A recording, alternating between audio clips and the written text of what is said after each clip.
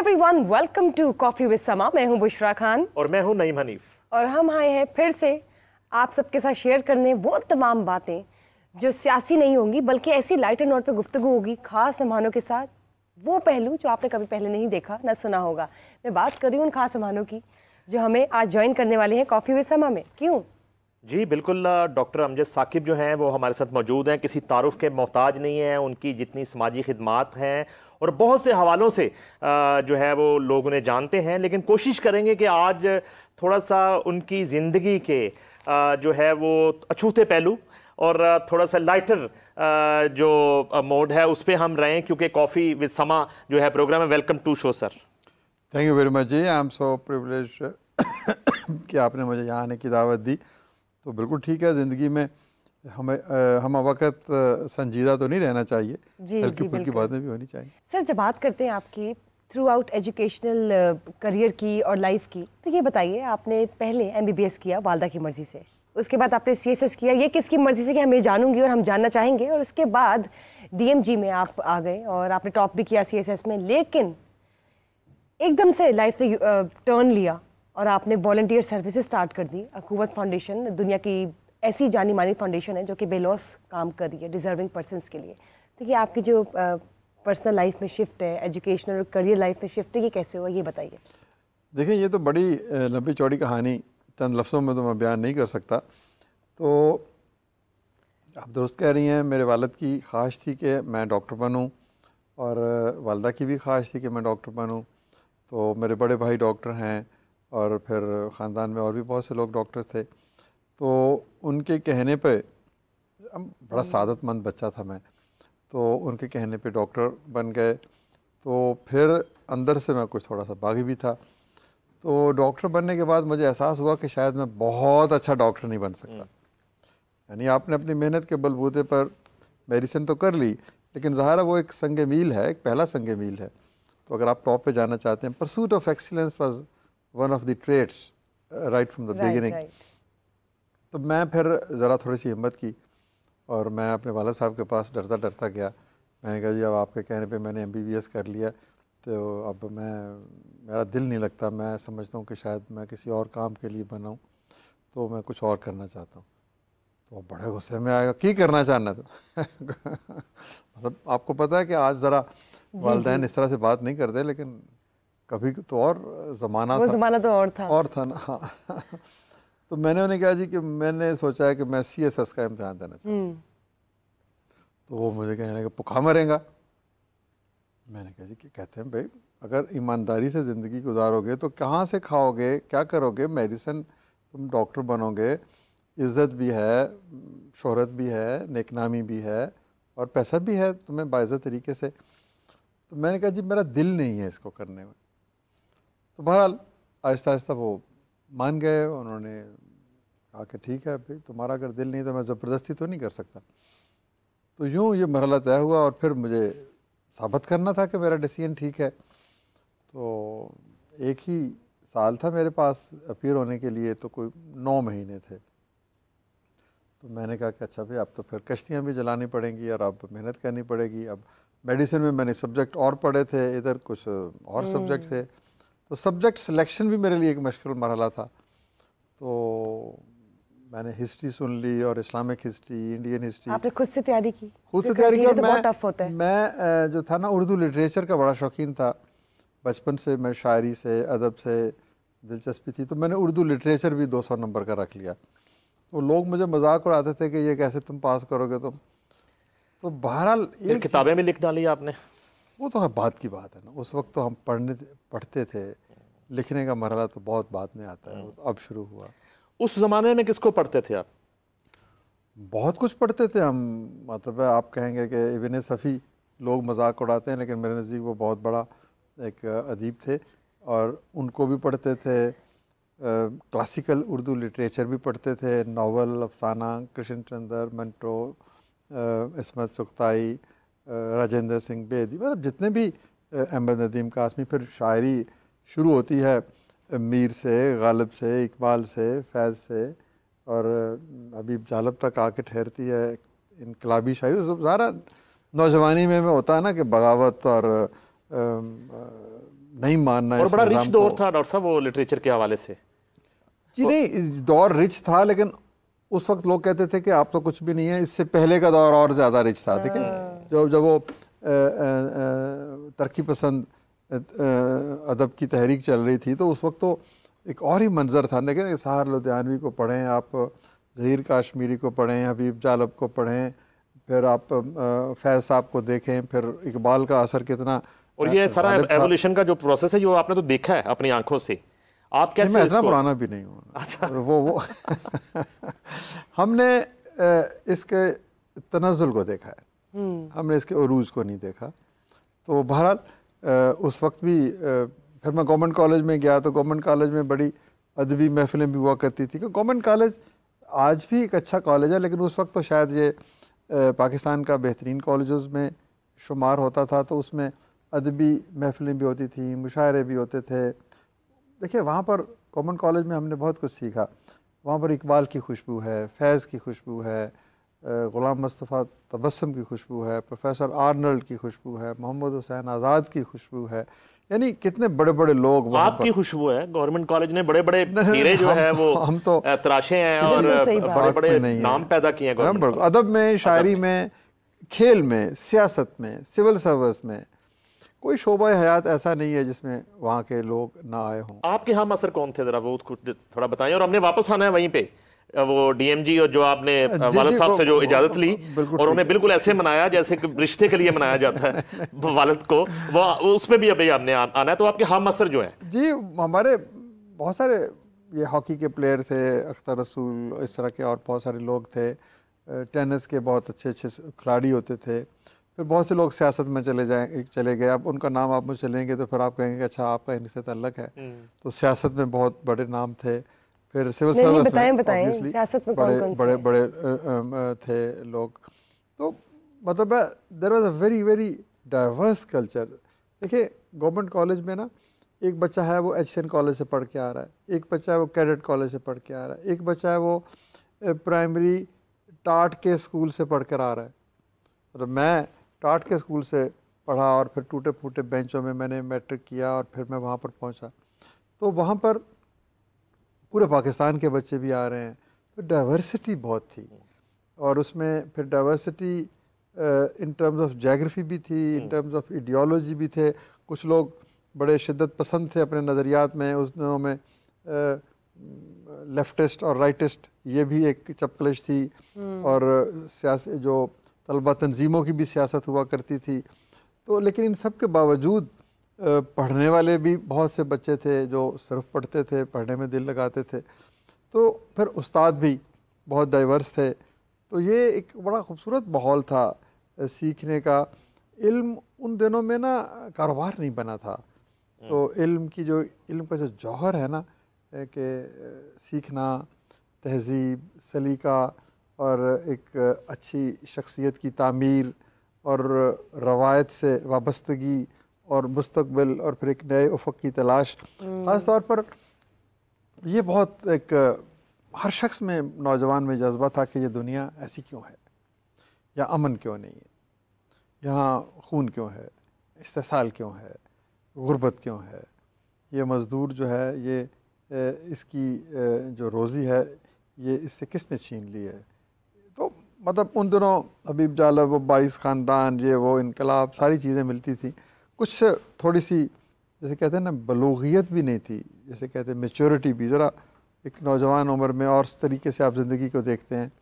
तो बाद में जब ज़िंदगी के धचके लगते हैं तो फिर आपको सही जगह समझ आती है। तीब से अब आपने दूरी इख्तियार की, बिल्कुल, और वालिद साहब को मना लिया, अब आगे का सफ़र शुरू होता है। जी बिल्कुल। वो कैसा रहा, वो डिस्कस करिए। बस है, वो मैं CSS कर लिया और CSS अच्छे नंबर आ गए और मैं बड़ा खुश था।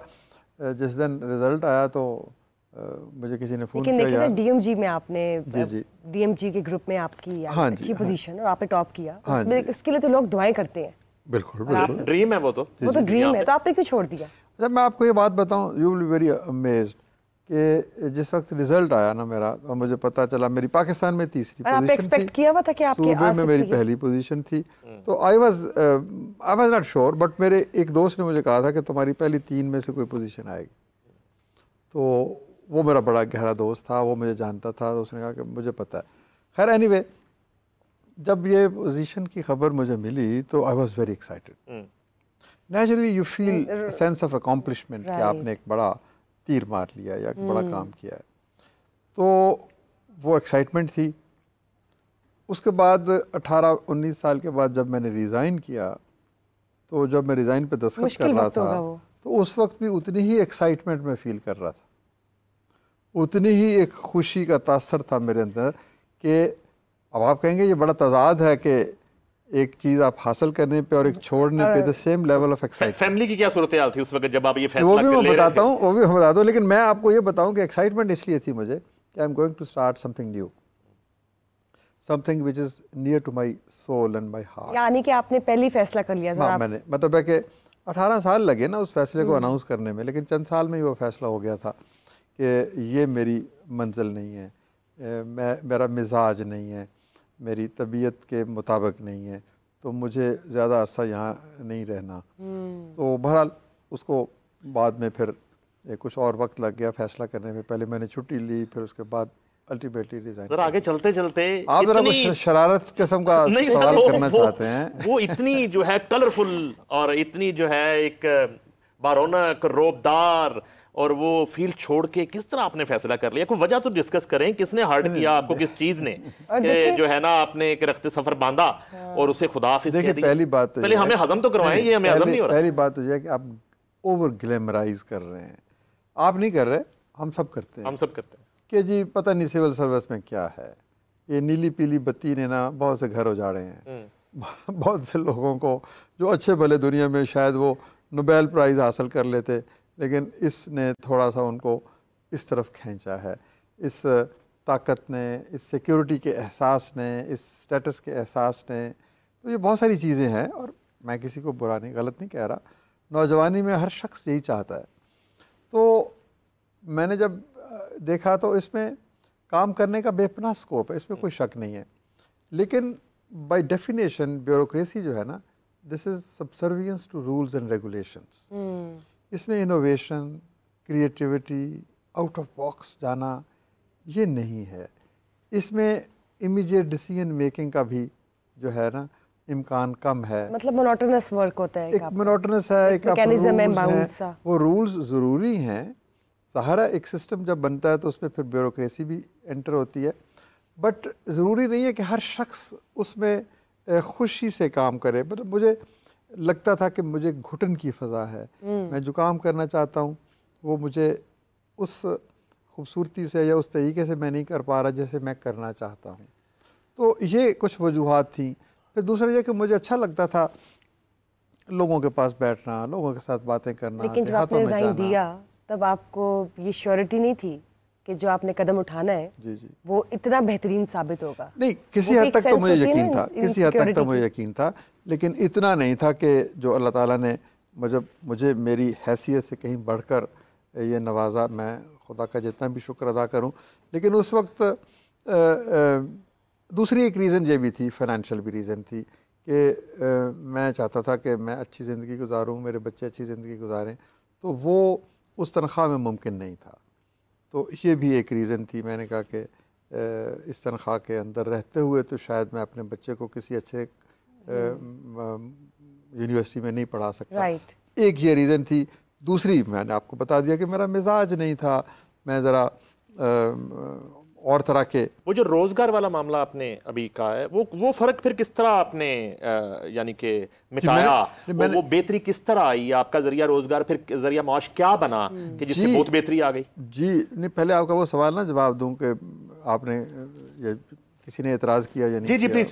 वो बिल्कुल देखिए, फैमिली की उस वक्त क्या सूरत हाल थी उनको? देखिए मैं फिर वाला साहब के पास गया, फिर गए आप दोबारा? फिर मैं गया जी। मैंने कहा जी वो आपसे बात करनी है ये, और कह रहा उनकी गल करनी। तो मैंने कहा जी मैं नौकरी शौकरी छोड़ना चाहता हूँ, मतलब अल्फाज नहीं बन पा रहे थे। तो वो फिर उनके लिए it was a big surprise and shock होने का कि यार ऐसे मुल्क च कोई पटवारी दी नौकरी नहीं छड़ता, तुम क्या कर रहे हो, तुम करना क्या चाहते हो? तो बहरहाल मैंने उनको बनाया। वो कहते भाई ठीक है, अब तुमने अगर जो फ़ैसला किया तो बहरहाल उनकी बात हुई। और अज़राह तफन्नन मैं आपको बता दूं कि मेरे ससुर साहब भी बीच में आ गए। उन्होंने कहा हमने तो अपनी बेटी एक CSP को दी थी, ये तो नौकरी छोड़ के कितने जा रहे हैं।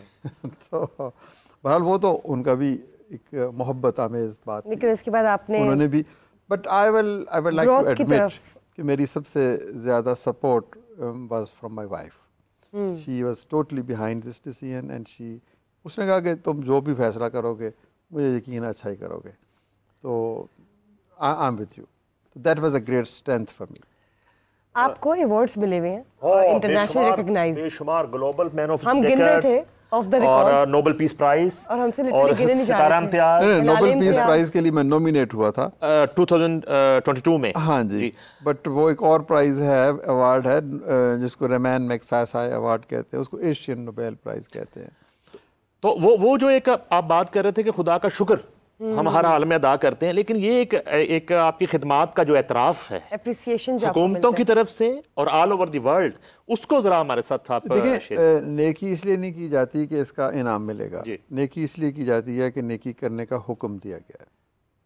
मैं तो कहता हूँ कि खैर हम बड़े मामूली लोग हैं, हम खुदा से भी नेकी का इनाम नहीं मांगना चाहिए, ये उसकी अपनी अता है, वो क्या इनाम देता है, कब देता है, कहाँ देता है। हमें नेकी इसलिए करनी चाहिए कि वो चाहता है कि इंसान नेक काम करे। तो किसी हद तक मैं इस फ़लसफ़े पर अमल करने की कोशिश करता हूँ कि नेकी कर दरिया में डाल, नेकी करो और भूल जाओ। नेकी करना मेरी ज़िम्मेदारी है, मेरा फ़र्ज़ है। मैं खुदा के हुज़ूर जब हाज़िर होऊंगा तो मेरी जो है ना, अगर मैं ये कहूँ कि मुझे दुनिया में बहुत कुछ मिला तो फिर मैं खुदा से क्या मांगूंगा। तो असल अजर उसी से तलब करना है और वहीं तलब करना चाहिए, और वो भी तलब नहीं करना चाहिए, आपका अमल ख़ुद ही आपकी तलब भी बन जाता है।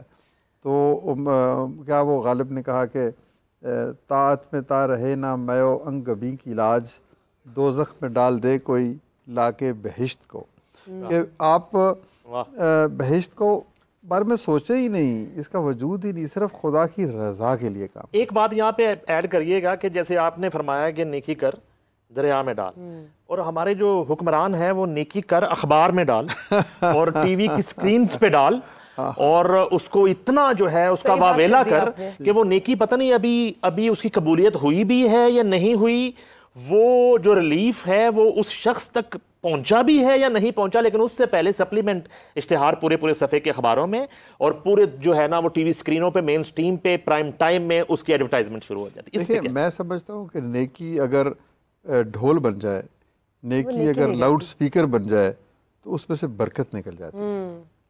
आप करें नेकी, उसकी एक मुनासिब अंदाज में, ज़ाहिर है सियासतदान ने अपने जो लोगों से वोट लिए हैं, जो वादे किए हैं वो उसने पूरे करने हैं और उनको बताना है कि मैंने वादे पूरे किए हैं, तो उसका एक बावकार अंदाज होना चाहिए। ये नहीं है कि आप ढोल पीट रहे हैं और आप जैसे आप कह रहे हैं कि जी अखबारों में, और ये यानी काम कम किया गया और शोहरत ज़्यादा की गई, नेकी कर कमर्शियलाइज बॉक्स में डाल, ऐसे नहीं है। मतलब ये दुनिया तस्लीम करेगी आपको। यानी कि वो फोटो में जिस बंदे को आटे का थैला वो कमिश्नर ऑफिस का एक मुलाजम दे रहा है ना, और जिसकी तस्वीर छप चुकी है अखबार में, उसी को नहीं मिला हुआ, वो फोटो उतर गई है, वो उठा के फिर ये देखें, ये मेरे दोस्त हैं सारे, मैं इनके बारे में कुछ नहीं कहूँगा। मैं आपको सिर्फ एक मिसाल दे रहा हूँ कि कायद आज़म के पास कोई फेसबुक थी, कायद आज़म के पास कोई डिजिटल मीडिया था, कायद आज़म के पास कितनी अखबारें थीं, कितने टीवी के चैनल से, लेकिन फिर भी वो बॉम्बे में कोई बात कहते थे ना तो वो बंगाल तक पहुँचती थी और वो बहरा अरब के साहल तक पहुँचती। पर कायद आज़म के पास ज़मीर तो था ना। मतलब नहीं, मैं भाई बताने की कोशिश कर रहा हूँ कि we must try to follow somebody. जब आपकी ज़ुबान में तासीर होगी और आपका काम जो है वो इखलास से भरपूर होगा और आपकी नीयत नेक होगी, तो वो खुशबू जो है ना काम की वो फैलती चली। आपने बुक्स भी लिखी, आपने पोइट्री भी की, शायर तो बड़े रोमांटिक होते हैं, तो घूमते फिरते भी बहुत हैं आप। तो इस तरह के जब मोड में होते हैं तो कौन सी कंट्री पसंद है, वो कौन सा खित्ता है जहाँ कभी जाके कुछ वक्त स्पेंड करने को दिल चाहता है आपका? नहीं, दुनिया के मैंने बहुत से मुल्कों में गया हूँ। मैं 2-2.5 साल अमेरिका रहा हूँ। मुझे फ्रैंकली स्पीकिंग अपनी वसअत से के हवाले से, खूबसूरती के हवाले से, डाइवर्सिटी के हवाले से, प्लूरलिज़म के हवाले से, और तारीख़ तो खैर उस मुल्क की नहीं है अमेरिका की, लेकिन बहरहाल जिस तरीके से उन्होंने तारीख को प्रिजर्व किया तो मुझे आई लाइक आपको अमेरिका पसंद है। अमेरिका, क्योंकि मैं जब वहाँ पर था तो एक दफ़ा छुट्टियाँ हुई 1.5 महीने की, जब मैं यूनिवर्सिटी में पढ़ता था, तो मैंने कहा कि पूरा अमेरिका घूमना है। तो 52 में से 32 स्टेट्स में गया। 32 स्टेट्स? हाँ, मैं, मेरी my wife and my 2 kids, बच्चे। तो हम एक टिकट खरीदा हमने, और वो टिकट, और ये कब की बात है, कौन सी ईयर? This is 1993। कोई इतनी पुरानी बात नहीं है, अभी कल की बात है। तो 94 की बात है, यानी 30 साल पहले। अब सालों में मत गिनिए, अब ये तो अभी, लेकिन अब लगता है ऐसे कल की बात है।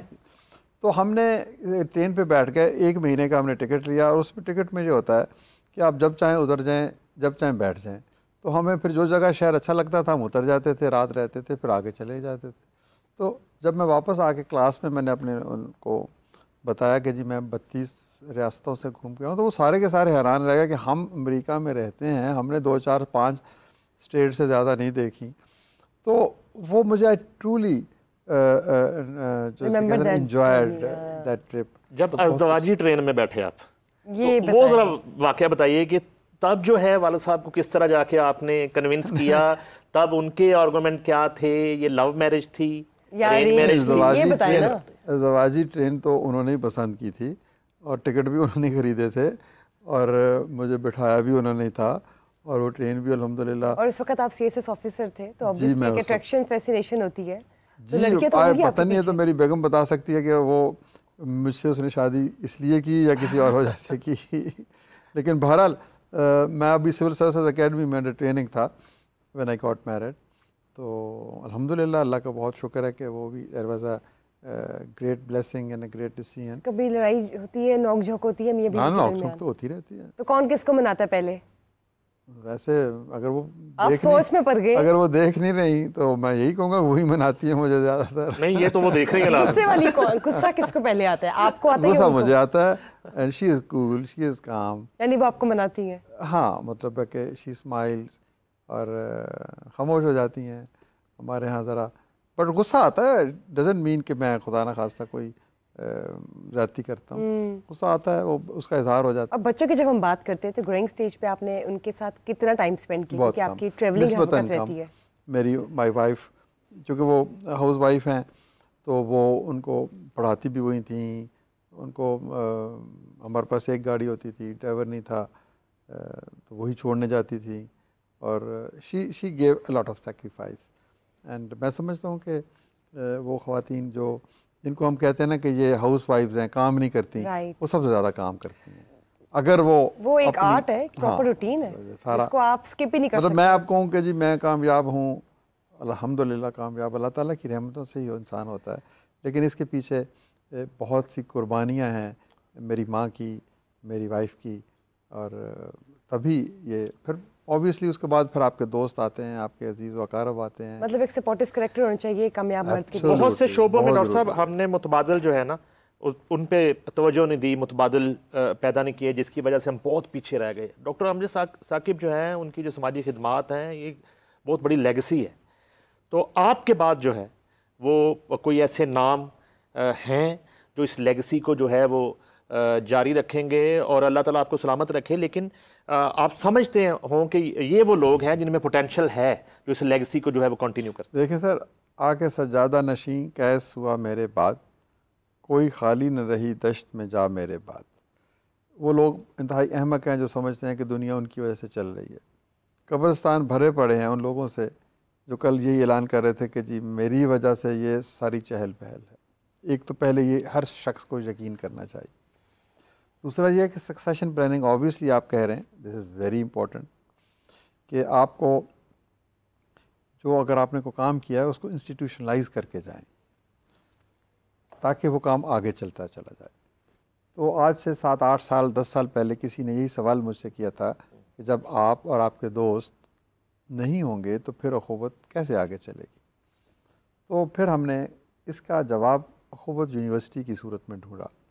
हमने कहा कि हम एक ऐसा अदारा बनाएंगे जिसमें बच्चे पढ़ेंगे, इल्म हासिल करेंगे, हम अपनी विज़न उनको ट्रांसफ़र करेंगे, वो वैल्यूज़ उनको थमाएंगे उनके हाथ में, जिन वैल्यूज़ का नाम अखुवत है, मवाक़ात मदीना, तौहीद, इश्क़ मुस्तफ़ा, ये सारी की सारी चीज़ें और ये सारी स्ट्रगल, ये जदोजहद, क्या मुश्किलात आईं, क्या मसाइब आए, कैसे आपने इनके ऊपर काबू पाया।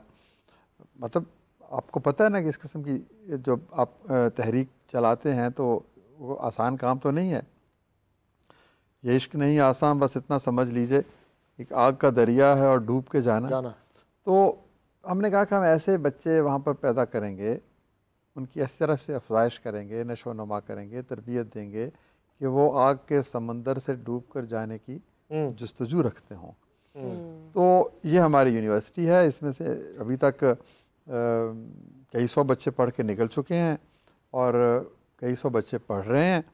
तो 10-20 हज़ार ये बच्चे होंगे, तो वो आपके मैसेज को, फिर वो इस पैगाम को कहीं भी मध्यम नहीं होने देंगे। इस आवाज़ को जो है वो कोई इसका गला नहीं घूंट सकेगा। हमारे यहाँ मिजाज बन गया है कि हमारे लोग जो है ना वो टैक्स कम देते हैं, चैरिटी ज़्यादा करते हैं। अगर ये दुरुस्त है तो क्या हमारी हुकूमत जो है वो ज़्यादा टैक्स कलेक्शन कर रही है या आप ज़्यादा चैरिटी कलेक्ट कर रहे हैं? नहीं, हुकूमत के टैक्स का तो कोई कंपैरिजन ही नहीं है ना। हुकूमत तो पता नहीं कितने सौ कितने हज़ार बिलियंस इकट्ठे करती है और चैरिटी का सेक्टर जो है ये चंद बिलियन या चंद 100 बिलियन इकट्ठा करता होगा। ये कोई कंपैरिजन नहीं है। रियासतें सिर्फ चैरिटी पे नहीं चलती हैं, रियासतें टैक्सेशन के निज़ाम के तहत चलती हैं। जब हुकूमत कोई अच्छा काम करेगी तो उसको वसाइल चाहिए, तो वसाइल कहाँ से आएंगे? वो टैक्स से आएंगे। तो हमें ये बात तस्लीम करनी चाहिए।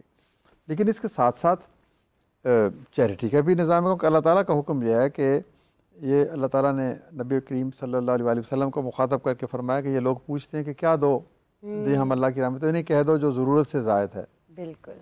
तो ज़रूरत से ज़ायद का तयन करना आपका काम है, मेरा काम है, इनका काम है। तो वो देना, तो आप टैक्स देना लाजम है। टैक्स भी मैं समझता हूँ कि एक ऐसा कौमी फरीज़ा है जिसके न देने से भी हमारी पूछगिछ होगी। उसी तरह ज़कात है, सदका है, खैरात है, ये सारे के सारे निज़ाम है। तो मैं देखता हूँ कि हुकूमत का टैक्सेशन निज़ाम और ये जो चैरिटी या फिलैंथ्रोपी का निज़ाम है, ये को मुतज़ाद चीज़ें नहीं है, ये साथ साथ साइड बाय चलती साइड है। क्योंकि जहाँ पर हुकूमत पैसा खर्च नहीं करती वहाँ पर ये लोग खर्च कर सकते हैं। बिल्कुल बिल्कुल। हुकूमत लोगों को खाना तो नहीं खिलाती, ये खाना भी खिलाते हैं। लेकिन मैं आपको एक कॉम्प्लीमेंट करना चाहूँगी और take it as a compliment as well कि जितनी भी हुकूमतें आई और जितनी भी हुकूमतें आएंगी और जो मौजूदा हुकूमत है उनके साथ आपकी बहुत अच्छे टर्म्स हैं और हमेशा से रहे हैं तमाम नुमाइंदगाह के साथ। तो एक तो ये स्ट्रेटजी कि किस तरह से अच्छे टर्म्स हैं।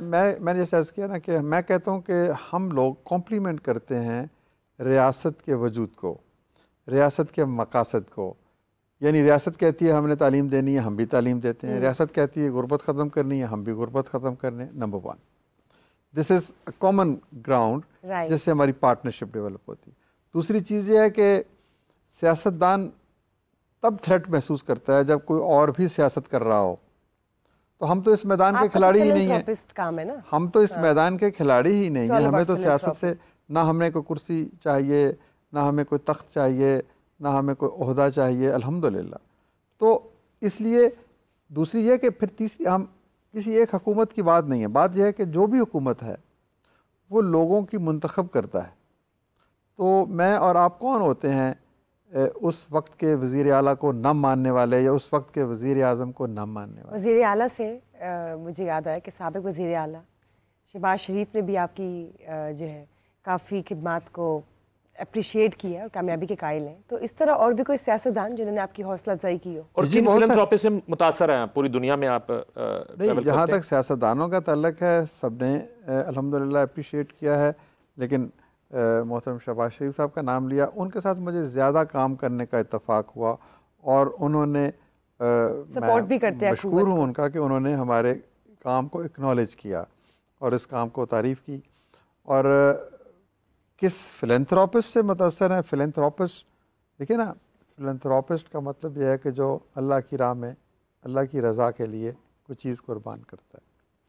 तो मैं तो उस औरत को कभी नहीं भूल सकता। जब हम यूनिवर्सिटी बना रहे थे तो हमने कहा कि by a brick build a university, 1000 रुपये की एक ईंट ख़रीदें और हमारे यूनिवर्सिटी के फाउंडर बन जाएं। हमने 5 लाख ईंटें बेचनी थी, 1-1 हज़ार रुपये की, और 50 करोड़ रुपये इकट्ठे करने थे। तो हम आपके पास आए, आपने कहा मैं 10 ईंटें खरीदता हूँ, आपने कहा मैं 20 खरीदता हूँ, किसी ने कहा मैं 100 खरीदता हूँ, इस तरह से पैसे जमा हो रहे थे। This was all philanthropy. एक खातून ने मुझे कहा कि मैं बहुत गरीब हूँ, मेरे पास 1000 रुपये नहीं है कि मैं तुम्हारी यूनिवर्सिटी के लिए, आपकी इस यूनिवर्सिटी के लिए एक ईंट खरीद सकूँ, मेरी जेब में सिर्फ 500 रुपये हैं, तो क्या मैं आधी ईंट खरीद सकती हूँ? तो मुझे इससे बड़ा फिलंथ्रोपिस्ट और को दिखाएं वाकई कि जो जिसके पास हो ही 500 रुपये और वो 500 के 500 ही अल्लाह की राह में दे दे। ये तो अबू बकर सिद्दीक रज़ी अल्लाह ताला अन्हो की रवायत है। बिल्कुल वही बात। ये वही औरत है जो सूद की अट्टी लेके यूसुफ को ख़रीदने के लिए घर से निकलती है। तो ऐसे लोग भी हैं, और ऐसे लोग भी हैं जिन्होंने मैं अब रकम भी नहीं बता सकता और उनका जज्बा भी नहीं बता सकता, उनका नाम भी नहीं बता सकता, सारी उम्र जो कमाया वो दे दिया। मतलब है, उनका नाम मैं नहीं लेना चाहता। ऐसे कई लोग और भी हैं कि उनके उनके मतलब किसी ने उनसे पूछा आपके कितने बच्चे हैं, उनकी कोई औलाद नहीं है। उन्होंने कहा मेरे 70,000 बच्चे हैं, इसलिए कि मैंने 70,000 बच्चों की तालीम का बंदोबस्त किया है, उनको पढ़ाया लिखाया, उनको किसी मुकाम पे पहुंचाया। अब how can you compare somebody with this man, right? तो ऐसे सर बहुत से लोग हैं, कुछ पर्दा नशीन भी हैं और कुछ ऐसे भी हैं जो कहते हैं हमारा नाम बताया करो। तो बहरहाल इस मुल्क में भी, लेकिन मुझे अभी भी इत्मीनान नहीं है कि इस मुल्क के में इतने बिल गेट्स नहीं हैं जितने होने चाहिए। अब बिल गेट क्या है जी, 90% of his wealth he has donated. तो कोई ढूंढे ना मिसाल पाकिस्तान में कि जिसने 90% वेल्थ अपनी खुदा की राह में दे दी हो। जब हम बात करते हैं आपकी राइटिंग्स की और आपकी नॉलेज की, जिस पे कोई डाउट नहीं कि बेहतरीन आपकी जो नॉलेज है वो है, और आप मुख्तलिफ अंदाज से सोचते हैं उस ज़माने से, जब आपने कहा कि लेफ्टिस्ट और राइटिस्ट का एक ज़माना था। तो ये बताएं कि आपकी तहरीरें जो हैं वो इतनी मंजू हुई कैसे हैं? और आपने अपनी ऑटोबायोग्राफी में अप्रैल का जिक्र किया है तो वो भी हमारे साथ ज़रा शेयर कीजिए, ये कहानी क्या है? क्या माजी की तरफ आप चले गए। बल आपकी जो बात है कि लिखने पढ़ने का शौक़ जो है ना, ये बचपन से मुझे उस्ताद ने कागज़ भी थमाया और सरकंडे की कलम भी थमाई और तख्ती भी दी और गाचनी भी दी और रोशनाई भी दी और कहा लिखो। तो वहाँ से लिखने का आगाज़ हुआ। फिर उसके बाद ये बढ़ता गया। फिर मैंने कहा आपको बताया कि गवर्नमेंट कॉलेज पहुँच गए, वहाँ पर और ज़्यादा इसमें अफज़ाइश हुई। फिर मेडिकल कॉलेज पहुँच गए, वहाँ पर भी मेडिसिन के साथ साथ ये हमारा पढ़ने का सिलसिला, जो मैंने अदीब बताए, शायर बताए, कोई ऐसी किताब इधर से मिल गई उधर से मिल गई, सारी पढ़ी। सियासियात के बारे में पढ़ी, फ़लसफ़े के बारे में पढ़ी। फिर एक बड़ा खूबसूरत रिसाला होता था, आपको शायद पता नहीं, याद हो कि नहीं, सब रंग उसका नाम था। तो वो एक इंतहाई खूबसूरत और तख्लीकी अदब उसमें होता था। तो इस तरह अदब लतीफ़, फ़नून, इस तरह बहुत सारे। तो ये लिखने का शौक़ भी उसी वक्त पैदा हुआ। तो मैंने फिर बहुत लिखा और बहुत फाड़ा।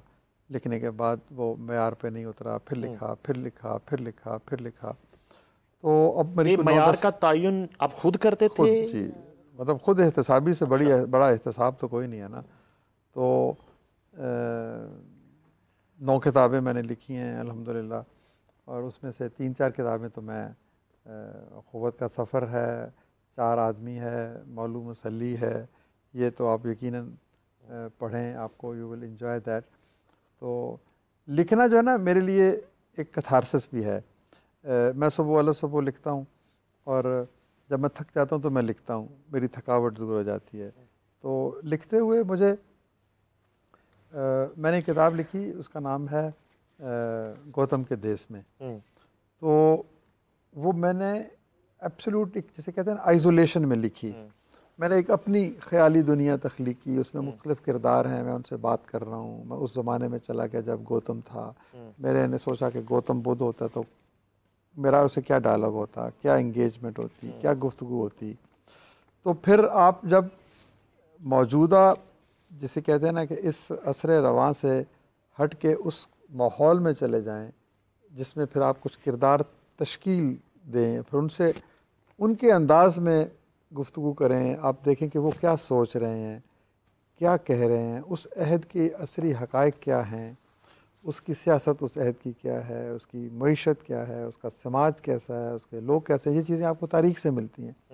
तो तारीख़ पढ़कर फिर आप माजी में जब जाते हैं तो फिर आप कुछ किरदार तख्लीक करते हैं, फिर उनके साथ रहना शुरू करते हैं, उनके साथ बात करते हैं, उनके साथ रात दिन गुजारते हैं। तो उन दिनों में मैं जब ये किताब लिख रहा था तो मैं बिल्कुल कट ऑफ हो गया था अपने इर्द गिर्द से, और मेरे नज़दीक इर्द गिर्द महात्मा बुद्ध था, आनंदा था उसका जो सबसे फेवरेट शागिर्द था, और उसके चेले थे, और वो गुरु था, और वो उनको दर्शन देता था, वो उनको मैं सुनता था और फिर मैं पूछता था। तो मतलब आपको उस माहौल में जब जाएंगे ना, ये अताउल्लाह कासमी साहब ने एक दफ़ा बड़ी खूबसूरत बात कही, एक बड़ा खूबसूरत नावल है कुर्रतुल ऐन हैदर का आखिरी शब के हम सफ़र। तो उन्होंने कहा कि ये आखिरी शब के हम सफ़र एक जादू नगरी है, जो शख्स भी इसमें जाता है वो ख़ुद भी जाके पत्थर का एक बुत बन जाता है। तो वो एक आपको एक समा, एक मंज़र क्रिएट करना पड़ता है। अप्रैल की बात हुई थी, क्योंकि हमारी ज़िंदगी में जब भी आया अप्रैल फूल ही आया, तो वो ज़रा हमें थोड़ा सा बताइए। देखिए अप्रैल जो है ना, अब मैं आपको मैं अमेरिका में जब गया ना तो मैंने वहाँ पर पब्लिक एडमिनिस्ट्रेशन इंटरनेशनल डेवलपमेंट की डिग्री परसू करना शुरू कर दी। तो एक कोर्स था वहाँ पे, तो उस कोर्स में अमेरिकन हिस्ट्री पढ़ाते थे। तो मैंने कहा ये मुझे कोर्स पढ़ना चाहिए, तो मैं अमेरिकन हिस्ट्री जानना चाहूँगा। तो एक तो वजह उसकी ये थी कि उस कोर्स में, उस क्लास में अमेरिकन हिस्ट्री पढ़ाई जाती थी और मैं अमेरिकन हिस्ट्री पढ़ना चाहता था। दूसरी वजह ये थी कि वहाँ पर उस कोर्स में अप्रैल पढ़ती थी। तो मैंने अप्रैल को देखा वो उस क्लास में जा रही है, तो मैंने कहा कि मुझे भी इस क्लास में जाना चाहिए। तो यूँ मैं उस क्लास में दाखिल हो गया अप्रैल की वजह से और हिस्ट्री को जानने की वजह से। तो अप्रैल जो है ना, वो आप पढ़े ना किताब, उसमें लिखा हुआ है कि पहले एक शख्स मेरी ज़ात बना और फिर पूरी कायनात बना। वाह वाह वाह। एक शख्स बाज़ औक़ात आपको पूरी कायनात नज़र आता है। मतलब एक शख्स कौन होता है, उसकी खूबसूरती नहीं होती सिर्फ, उसकी ज़ाहरी हुस्न व जमाल नहीं होता, हाउ ही कंडक्ट्स हिमसेल्फ और हर सेल्फ, उसकी गुफ्तगू, उसका उठना, उसका बैठना, उसका देखना, उसकी जहानत। एरिया बताएं क्या है आपकी नज़र में? मेरी नज़दीक जो हुस्न का मयार है ना, हाँ, जहानत होनी चाहिए, फिर इस्मत और किरदार होना चाहिए, फिर हुस्न ज़ौक़ होना चाहिए, फिर जिसे कहते हैं ना कि मुस्बत सोच होनी चाहिए, और कोई जैसे कहते हैं ना एक हिस्से लताफत भी होनी चाहिए। तो बहुत सारी चीज़ें मिलती हैं, और फिर उसके साथ ज़ाहिर है कि कंपैशन भी एक बहुत अहम चीज़ है। और ज़ाहरी हुस्न को किस दर्जे पे रखते हैं? नहीं, ये सारी चीज़ें, ज़ाहरी हुस्न जो है ना, वो भी दरअसल बातनी हुस्न की ही नुमाइंदगी है कि आपका अगर अंदर से आप खूबसूरत नहीं है तो बाहर से आपका जो हुस्न है वो चंद दिनों में फीका पड़ जाएगा, आप हकीकत तक पहुंच जाएंगे। अच्छा, ये बड़ा फिट रखा हुआ आपने खुद को, और मुझे ये भी इत्तला मिली थी कि आप लाहौरी हैं। तो नहीं, मैं फैसलाबादी हूँ। अच्छा, फैसलाबादी। हाँ हाँ, फैसलाबाद से मैं लाहौर आया, और फिर एक खूबसूरत सा शेर आपको सुना। जी सुना। मैं फैसलाबाद से लाहौर आ गया, वो एक शेर मैंने पिछले दिनों पढ़ा, तो वो कुछ यूँ है कि हाँ, जब उसकी ज़िंदगी में कोई और आ गया, जब उसकी ज़िंदगी में कोई और आ गया, तब मैं भी गांव छोड़ के लाहौर आ गया। वाह वाह वाह वाह। लेकिन आप मैं इसलिए लाहौर नहीं आया, कमाल है। भला लाहौर ने वैसे मुझे खींच लिया यहाँ पर आया, क्योंकि लाहौर आने के बाद वापस जाना तकरीबन नामुमकिन हो जाता है। शहर लाहौर तेरी गलियाँ दाएम आबाद, तेरी गलियों की फ़ज़ा खींच के लाई मुझको। तो लाहौर तो फिर लाहौर है ना। वाह वाह वाह, बहुत अदबी वो शेर। कौन सी मकनातीसियत थी लाहौर में, शुरू में किन चीज़ों ने अट्रैक्ट किया? मैंने बताया ना कि लाहौर में गवर्नमेंट कॉलेज है, गवर्नमेंट कॉलेज में एक दुनिया है।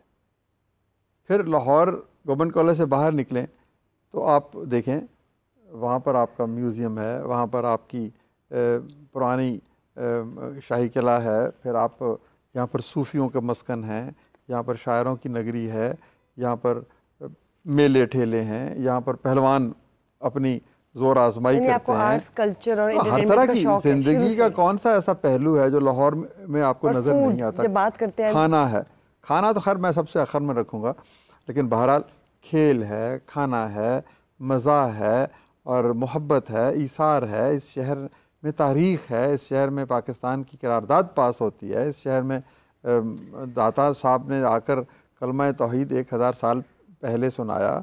तो लाहौर तो तहज़ीब, सकाफ़त, शायरी, ज़िंदगी, सियासत का गढ़ है।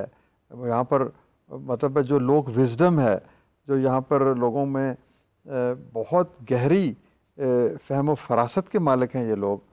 तो लाहौर खाने में क्या पसंद करते हैं? और जब ट्रैवल करते हैं तो ख़ुद भी कुकिंग करते हैं? कभी इत्तेफाक हुआ? कभी खुद कुकिंग का तो मेरा इत्तेफाक नहीं हुआ, ना मुझे अच्छी लगती है। ये शोबा मेरी बेगम बड़ी कामयाबी से निभा रही हैं। तो खाने को मुझे ये अच्छा लगता है, बिरयानी शयानी और पुलाव। और बाकी बेगम से कौन कौन से खानों की फरमाइश करते हैं आप? वो जो बना दें, उनके हाथ में बड़ी कभी कोई फरमाइश है। नहीं, फरमाइश यही कि जो चीज़ें मुझे अच्छी लगती हैं। ये शो तो भाभी को दिखाने वाला है। हाँ, नहीं आपने उनकी वो माशाल्लाह तारीफें कर दी। बेगम के लिए आपने कुछ बनाया? नहीं, उनके लिए मैंने कोई खाना तो नहीं बनाया, बल्कि लेकिन कोई गिफ्ट लेकर आए हो, गिफ्ट दिए हो? गिफ्ट अब मैं क्या गिफ्ट उनको दूंगा, मैं जो कुछ कमाता हूँ उनके हाथ में थमा देता हूँ। आप बड़े खुश लिबास हैं, और ये जो है ड्रेसिंग और जो है इसकी सिलेक्शन ये खुद करते हैं, इसमें भाभी का कोई रोल होता है? नहीं, कपड़े शपड़े पहले बहुत शौक़ होता था, अब नहीं है। लेकिन बहरहाल मेरे कपड़ों के इंतखाब में भी मेरे जो बेगम है उन्हीं का ज़ौक़ जो है ना वो इसमें शामिल होता है। तो वो बड़ी क्रिटिकल हैं मेरे कि जी क्या रंग के कमीज़ पहन के जा रहे हो और किस तरह की जूतियाँ तुम्हारे। तो बहरहाल वो एडमॉनिश करने की हद तक कहती हैं ये तुम्हें अच्छा नहीं लगेगा, ये ना पहनो।